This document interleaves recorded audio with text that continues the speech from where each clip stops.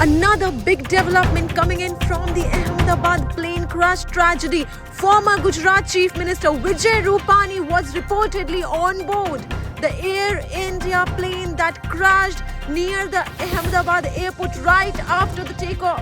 The flight crashed soon after it took off for London and was carrying nearly over 200 passengers, 242 to be exact at the time of the accident, including 12 crew members. Air India flight AI-171, a Boeing 7878 Dreamliner, crashed shortly after taking off from Sardar Vallabhbhai Patel International Airport. The flight bound for London was carrying 230 passengers and 12 crew members, a total of 242 people on board, 242 lives in danger.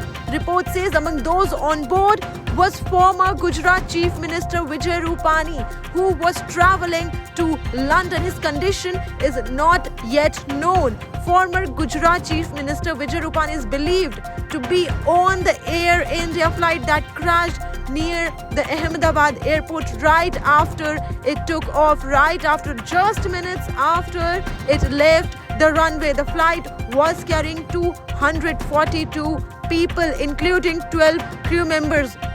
One of these passengers is believed to have been the former Gujarat Chief Minister Vijay Rupani. Rupani served as the Chief Minister of Gujarat from August 2016 to September 2021 before resigning ahead of 2022 state elections. As of now, what we do know that he was on the flight, he boarded the flight. However, his condition is yet unknown. We have his ticket. We know that he was on his seat. He boarded the flight on time. He was on the flight, but we do not know his condition. Former Gujarat Chief Minister Vijay Rupani was reportedly to be on board the Air India plane which crashed near the Ahmedabad airport right after it took off. The flight was carrying over 200 passengers, including 12 crew members.